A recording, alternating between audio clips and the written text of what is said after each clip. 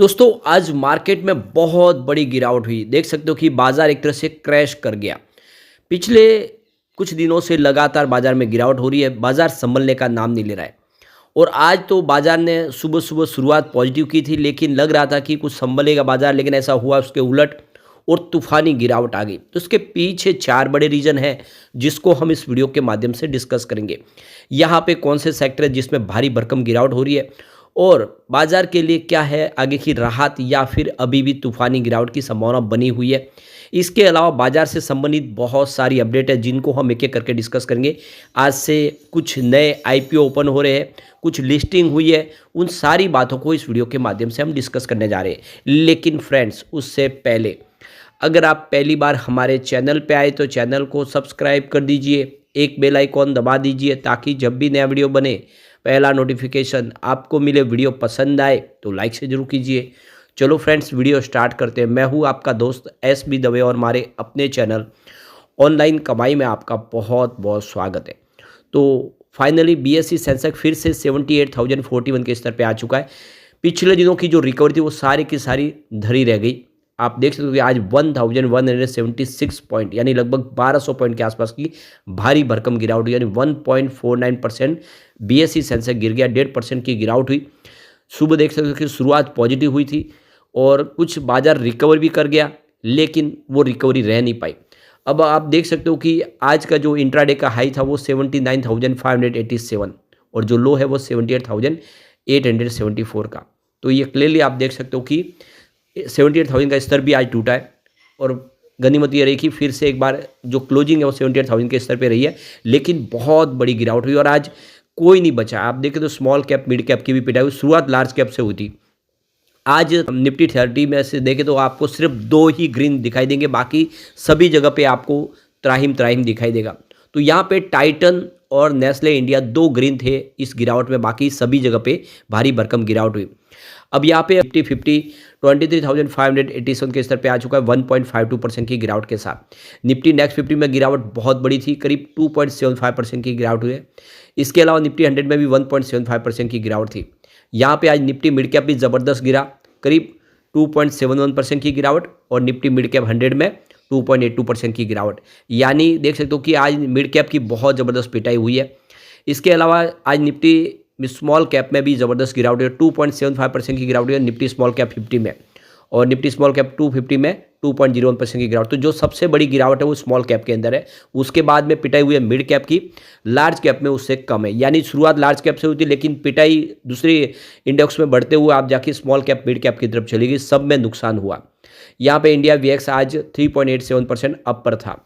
यहाँ पे अगर हम सेक्टरल इंडेक्स की बात कर ले तो जो सबसे भारी भरकम आज जो नुकसान हुआ है, जो गिरावट हुई है, वो अगर आप देखें तो निफ्टी रियलिटी में थी 3.91% की बहुत बड़ी गिरावट। उसके बाद निफ्टी पीएसयू बैंक में 2.65% की गिरावट हुई है।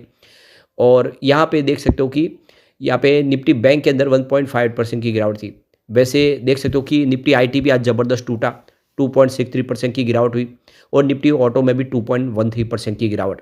यानी ओवरऑल देखें तो सभी के सभी इंडेक्स में भारी भरकम गिरावट हुई है और राहत कहीं पर भी नहीं थी। यहाँ पे देख सकते हो कि जो कम थोड़ी सी गिरावट अगर किसी सेक्टर में अगर दिखाई दे रही कहीं इंडेक्स में, तो वो निफ्टी हेल्थ केयर में, जिसमें 1% से नीचे की गिरावट थी। बाकी सब में जो गिरावट है 1% से ऊपर ही थी।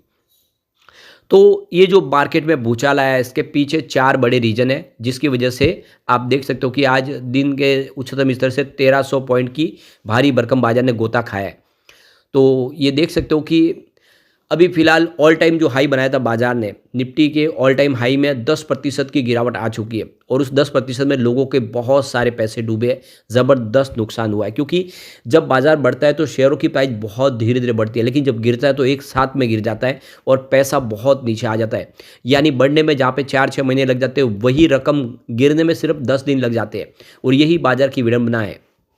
तो दोपहर 2:30 बजे तक तो बाजार 800-900 पॉइंट की गिरावट के साथ ये आपको स्टेबल होता हुआ दिखाई देगा, लेकिन वो जैसे देखें तो 3 बजे के आसपास गिरावट बढ़ने लगी और ये गिरावट काफ़ी बड़ी रही। तो इस गिरावट के पीछे सबसे बड़ी वजह है एफआईआई की बिकवाली।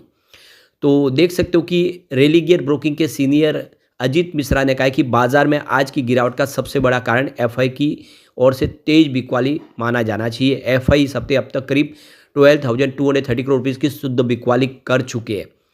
इसमें 4,224 करोड़ की जो बिकवाली है उन्होंने गुरुवार 19 दिसंबर को की है। एफआई की अंधाधुंध बिकवाली से अक्टूबर की याद दिला रही है। उन्होंने कहा है कि अक्टूबर में उन्होंने 1 लाख करोड़ के शेयर बेचे थे। तो बिल्कुल देख सकते हो कि इसी तरह से बिकवाली शुरू हो चुकी है फिर से, जबकि दिसंबर के महीने की शुरुआत में उन्होंने अच्छी खासी खरीदारी की थी। लग रहा था कि वो बाजार में बायर बने, लेकिन पिछले कुछ दिनों से लगातार भारी भरकम बिकवाली करें। और दूसरा जो रीजन बना वो फेडरल रिजर्व के जो रुख है उसमें बदलाव। तो अजीत मिश्रा ने कहा है कि अमेरिकी फेडरल रिजर्व ने 2025 के दौरान मॉनेटरी पॉलिसी पर सख्त रुख का संदेश दिया है, जिसने बाजार के मूड को और ख़राब कर दिया है।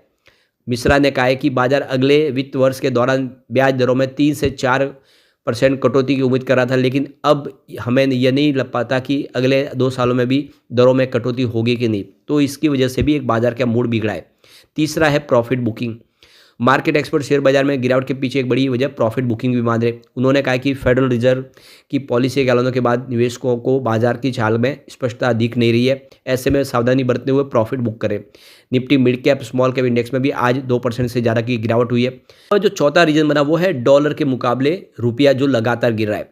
विदेशी करेंसी मार्केट में भारतीय रुपये पर साफ दबाव देखने को मिल रहा है। एक अमेरिकी डॉलर के मुकाबले इंडियन रुपीज़ है उसकी वैल्यूएशन शुक्रवार को 85.1050 के ऐतिहासिक निचले स्तर पर पहुंच गई है। इस साल अब तक डॉलर के मुकाबले रुपये में करीब 2% की गिरावट आई है। नवंबर में व्यापार घाटे में बढ़ोतरी हुई और आंकड़े से आर्थिक सेंटीमेंट और ख़राब हो गए। तो ये लगातार जो रुपया गिर रहा है वो भी एक बड़ा रीजन बन रहा है। तो ये 4 बड़े रीजन बन रहे हैं जिसकी वजह से हमने बाजार में भारी भरकम गिरावट देखी है। तो ये बाजार की इस समय संभावना काफ़ी कमज़ोर है, कब बाजार सुधरेगा, लेकिन इसके बीच में कुछ अपडेट है जो राहत भरी भी है। अदानी ग्रुप 27,900 करोड़ का निवेश करने जा रहे हैं बिहार के अंदर। तो देख सकते हो कि काफ़ी ज़बरदस्त लोगों को रोज़गार मिलने वाला, करीब 50,500 लोगों को रोज़गार मिल जाएगा। और एनर्जी सेक्टर में वो सबसे ज़्यादा निवेश करने जा रहे हैं, करीब 20,000 करोड़ का निवेश करेगी। अदानी ग्रुप ने बिहार में thermal power plant, smart meter, cement, logistic, gas distribution, agri logistic समेत कई सेक्टर पे 27,900 करोड़ खर्च करने का ऐलान कर दिया है। तो ये बहुत बड़ी खबर है बिहार के लिए। एक तरह से देखें तो ये काफ़ी बड़ा एक अचीवमेंट होगा।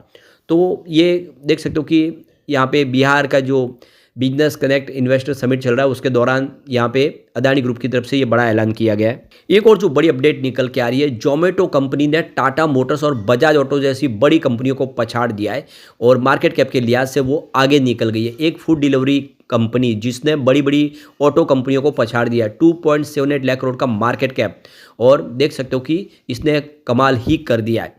तो एक छोटी सी कंपनी जो सिर्फ फूड डिलीवरी करती थी उस कंपनी ने ऑटो कंपनियों जैसी कंपनियों, महारथी कंपनियों को पछाड़ना इसका एक बड़ा अचीवमेंट है। इसके अलावा आप देख सकते हो कि आज एक नई लिस्टिंग हुई है इंटरनेशनल जेमोलॉजिकल इंस्टीट्यूट का शेयर, जिसमें 22.30% की प्रीमियम में लिस्टिंग हुई है, 510 पर लिस्ट हुआ। तो काफ़ी बेहतर है, कंपनी की संभावना भी काफ़ी अच्छी है और आने वाले समय भी कुछ बेहतर संभावना। कंपनी डायमंड ज्वेलरी के लिए सर्टिफिकेट देने वाली कंपनी है और ग्लोबल मार्केट में कंपनी का कामकाज है। इशू प्राइस के हिसाब से इसने बेहतर किया है। अब 3 नए और IPO आ रहे, आज ओपन हुए देख सकते हो। तो इनमें भी आपके लिए काफ़ी संभावना दिख रही है। तो ये देख सकते हो कि ये 3 जो IPO है जिसमें वेंटिव हॉस्पिटैलिटी लिमिटेड और सेनोरिस फार्मास्यूटिकल्स, इसके अलावा केरारो इंडिया लिमिटेड, ये 3 नए IPO बाजार में लिस्ट होने को तैयार है। तो आज से ये ओपन हो चुके 20 दिसंबर से। IPO की क्लोजिंग जो डेट है वो 24 दिसंबर है, तब तक आप IPO में अप्लाई कर सकते हैं। आज सुबह से ही शुरू हो चुके हैं, 24 दिसंबर को शाम को 5 बजे तक आप अप्लाई कर सकते हैं। शेयर की अलॉटमेंट होगी 26 दिसंबर को और इसके लिए जो रिफंड होगा वो 27 दिसंबर को। अगर शेयर किसी को नहीं मिले तो पैसे आपके फिर से आपके होल्ड जो होंगे वो अनहोल्ड होंगे, हो जाएंगे। और इसके अलावा जो डीमेट अकाउंट में शेयर क्रेडिट होंगे वो भी 27 दिसंबर को होंगे जिसको शेयर अलॉट हुए उनके, और लिस्टिंग इसकी 30 दिसंबर को होगी। तो ये आपको खास ध्यान रखना है। लेकिन फ्रेंड्स, कोई भी इन्वेस्टमेंट करने से पहले अपने फाइनेंशियल एडवाइजर से एडवाइस ले ले या अपना खुद का रिसर्च करें, क्योंकि मैंने वीडियो आपके एजुकेशनल पर्पज़ के लिए ही बनाया। वीडियो पसंद आए तो लाइक से जरूर कीजिए और चैनल को सब्सक्राइब कर दीजिए। Thank you friends.